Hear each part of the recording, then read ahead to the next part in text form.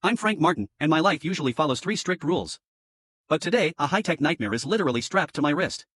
If I step more than 75 feet away from my car, this bracelet turns me into a human firework. I didn't ask for this job, but I'm forced to drive a mysterious girl across Europe while a madman watches my every move. The girl's name is Valentina, and she's terrified. She's the daughter of a powerful Ukrainian official, and she's being used as leverage to force him into signing a dirty environmental deal. I can see the panic in her eyes, but I have to stay focused on the road. One wrong turn or one moment of hesitation could end both of our lives instantly. We're speeding toward Budapest, but we aren't alone. A black Mercedes is tailing us, and they aren't here to talk. I've handled thugs before, but doing it while tethered to a ticking bomb is a whole new level of stress. Every time I look at the dashboard, I'm reminded that the car is my only lifeline in this twisted game of cat and mouse. I managed to pull over at a garage to find a way out of this bracelet. My friend Otto tried to help, but the technology is too advanced. It's linked to a transmitter hidden deep inside the vehicle. Just as we were making progress, Johnson's goons showed up to remind me who's in charge. I had to fight them off while making sure I didn't drift too far from the engine.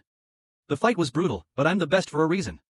I used everything in the shop to take down the giants they sent after me. Even after winning, the threat remains. Johnson calls and tells me I'm fired, which in his world means he's ready to kill us and find a new driver. I have to convince him I'm still the only one who can deliver the package. Back on the road, Valentina is starting to crack.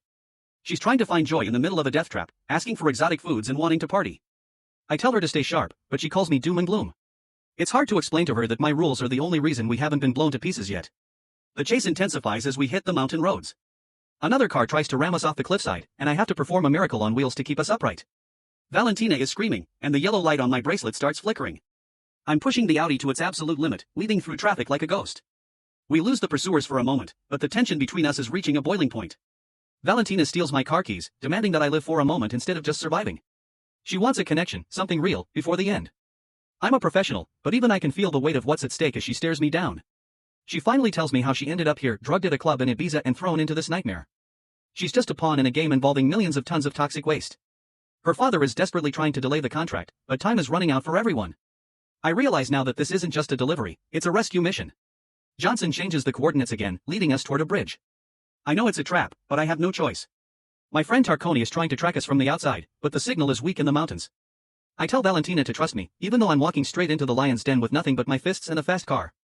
We arrive at the meeting point, and it's a standoff. Johnson's men are everywhere, guns leveled at my head. He demands I hand over the girl. I whisper to Valentina that it's going to be okay, even though we're surrounded.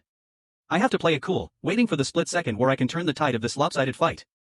I push her toward them to save her life, but the villains have no intention of letting me walk away. As soon as she's clear, they open fire. I dive back into the Audi, but they manage to push the car off the bridge and into the lake below. The water starts rushing in, and I'm trapped by the very car that was supposed to protect me. Sinking into the dark water, I realize the bracelet is still active. If I swim to the surface, I blow up. If I stay, I drown. I have to use the air from the tires to create a flotation device for the car. It's a race against my own lungs as I struggle to bring the heavy metal beast back to the surface before I pass out. I burst through the surface just in time. I don't have time to dry off because Johnson is escaping with Valentina on a train. I hunt them down, driving the Audi onto the tracks and literally jumping the car onto the moving carriages. This is no longer about the rules, this is personal. I'm coming for the man who thought he could discard me.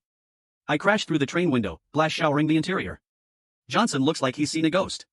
He tries to hide behind his logic of economic realities, but I don't care about his profit margins. I start clearing the room, taking out his elite guards one by one in the narrow corridor. The train is a speeding coffin, and I'm the Undertaker. Valentina is watching in horror as the fight reaches the final car. Johnson is desperate now, reaching for his weapon. He thinks he's the mastermind, but he forgot the most important rule: never underestimate the man who has nothing left to lose. I corner him, the sound of the tracks roaring beneath us as we face off for the last time. I manage to get the upper hand, but the train is decoupled and racing toward a collision. I take Johnson's own bracelet and snap it onto his wrist. I jump back into my car, which is still perched on the train, and reverse out just as the car carrying Johnson flies off the rails. The distance limit is reached, and he goes up in a ball of fire. I find Valentina in the wreckage, shaken but alive. The contract was never signed, the toxic waste won't be dumped, and her father is safe. I finally break my own silence and tell her that maybe, just maybe, I'm not as doom and gloom as I look. We've survived the impossible, and the bracelets are finally gone. In the end, even a man with strict rules can learn to change. I'm back with my friend Tarconi, but this time, the package is someone I actually care about. We're sitting by the water, finally having that meal Valentina kept talking about. No bombs, no chases, just the sun and a bit of peace. She asks me if I'm ready for dessert, and for the first time in a long time, I don't check my watch or look for an exit. I realize that life isn't about the destination or the delivery, it's about who's sitting in the passenger seat. My rules might still exist, but I think I found an exception worth keeping. I used to drive to forget the world, but now I'm driving to stay right here in it. The road ahead is long, but as long as I'm behind the wheel, nobody is taking what's mine. You want to know what happens next? Just keep your eyes on the rearview mirror, because I'm just getting started.